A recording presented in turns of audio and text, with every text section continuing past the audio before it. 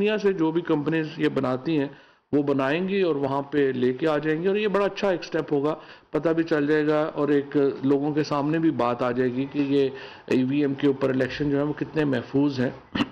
اور میں آپ کو دوبارہ یاد یہ دلاتا چلوں کہ یہ جو الیکٹرانک ووٹنگ مشین کا معاملہ ہے، یہ سب سے پہلے 2012 میں آصف زرداری صاحب کی حکومت میں پیپلز پارٹی نے یہ اٹھایا تھا۔ اس کے بعد 2016 میں اس کے اوپر ڈسکشن ہوئی اور نواز شریف کی حکومت نے 2017 میں الیکٹرانک ووٹنگ مشین کے اوپر الیکشن کمیشن کو یہ ہدایت کی کہ وہ اس کے اوپر ایک کمپریہنسو رپورٹ بنائے، اور الیکشن کمیشن کو کہا گیا کہ اس کے اوپر جو عملی اقدامات ہیں وہ اٹھائے جائیں۔ اور اب 2012 اور 2016 میں جو پہلے پیپلز پارٹی نے اور بعد میں پی ایم ایل این نے یہ بات آگے بڑھائی تھی، ہم اسی کو لے کر آگے بڑھ رہے ہیں، اور ہم سمجھتے ہیں کہ اس کے اوپر تمام سیاسی جماعتوں کو اپنا مثبت کردار جو ہے وہ ادا کرنے کی ضرورت ہے۔ اور اب جب کہ الیکشن کمیشن نے یہ خود یہ کہا ہے کہ وہ ان کو یہ مشینیں جو ہیں وہ چاہیے اگلے اسلام آباد کے الیکشن کے لیے، تو یہ ایک اچھی بات ہے اور اس کو ہم آگے بڑھانا چاہتے ہیں۔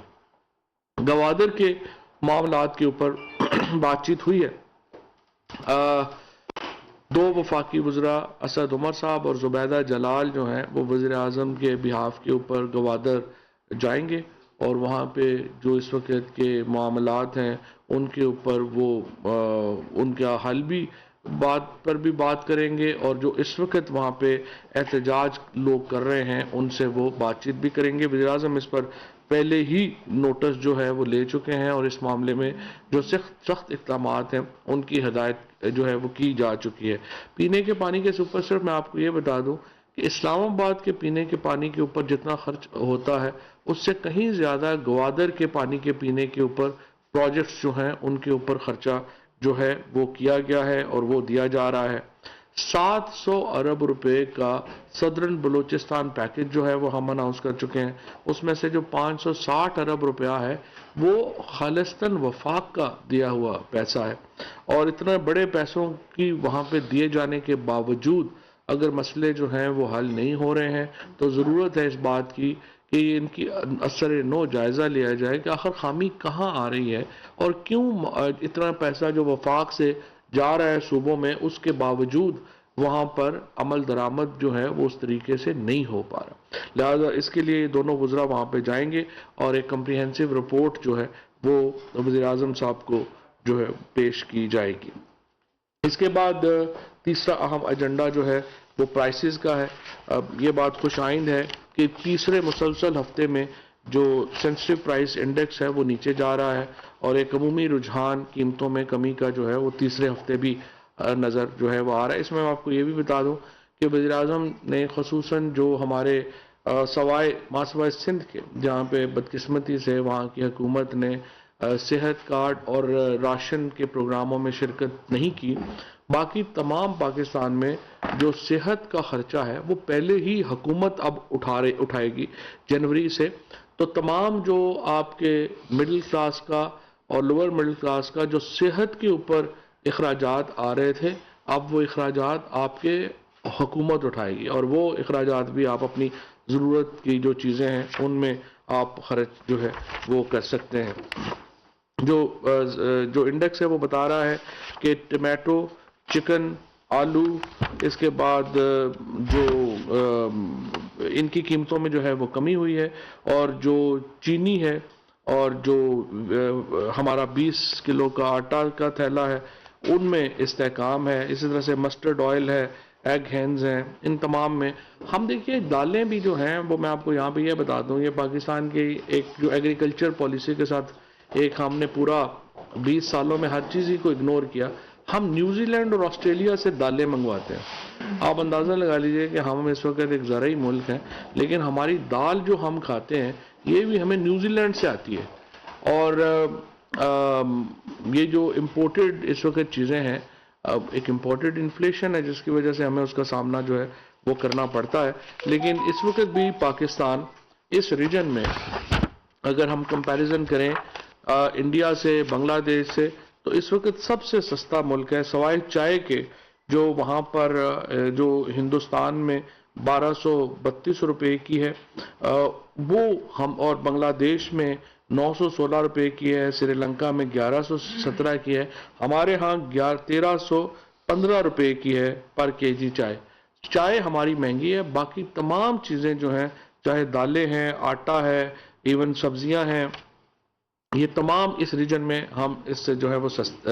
इस वक्त जो है वो हम इस पूरी रीजन में सबसे सस्ता मुल्क हैं। और अब जब हम ये हेल्थ का बजट जो है और उसके बाद जो राशन है वो भी निकाल देंगे तो इससे और सस्ता जो है वो हमारे लोगों को मिलेगा। और आटा जो है, जब आप इसको जो 30% रायत जो भी मिलेगी 50,000 से कम आमदनी वाले लोगों को, एक्चुअली उन्हें आटा 2018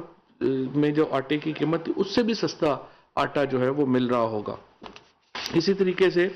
जो मसला हमारा आ रहा है वो अब भी जो है वो कराची और हैदराबाद में आ रहा है। अनफॉर्चुनेटली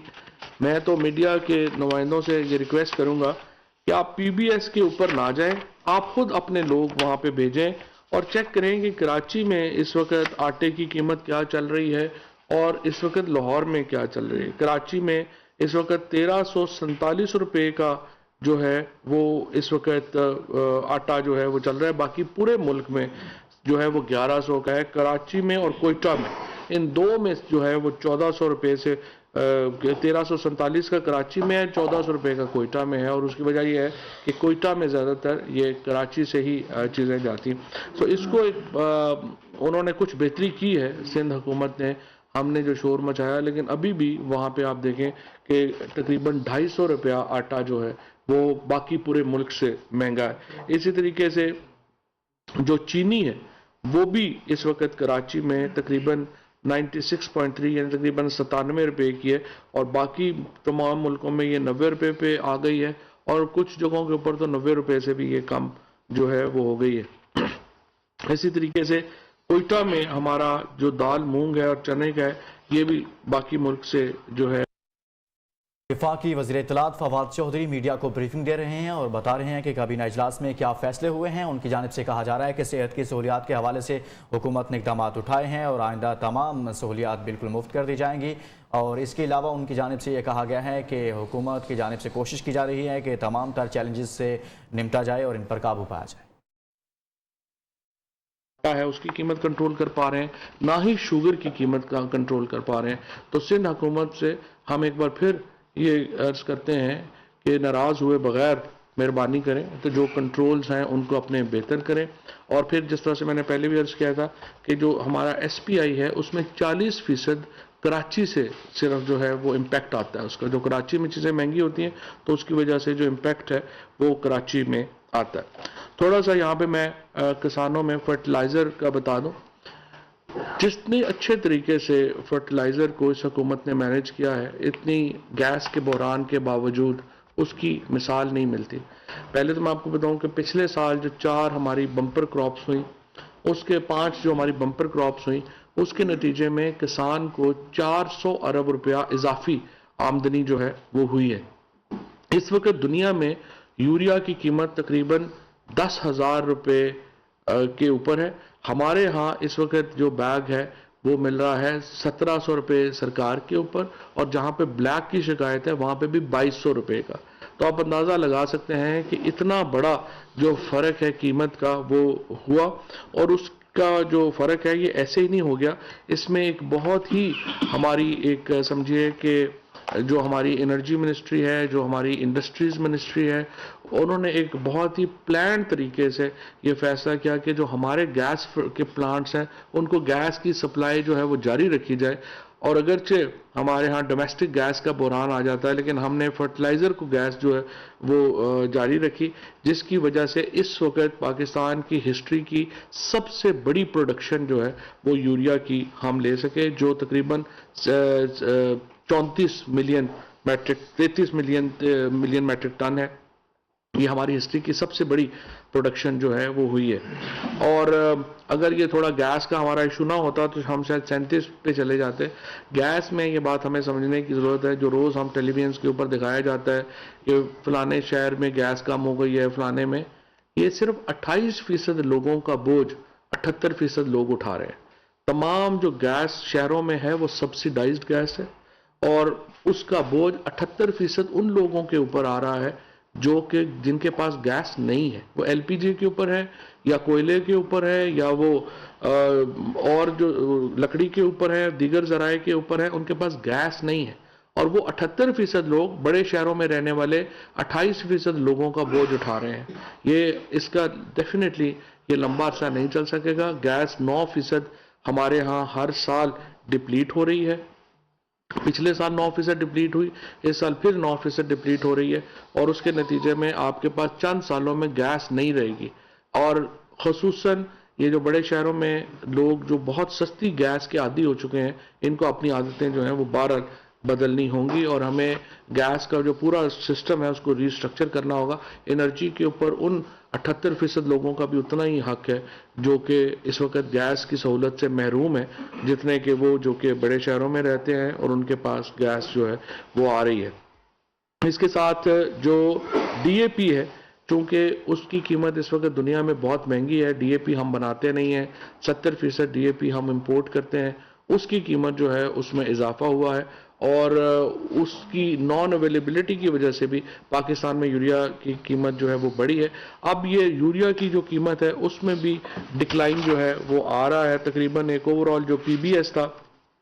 اس کے مطابق یہ تقریباً 10% کم ہوئی ہے پچھلے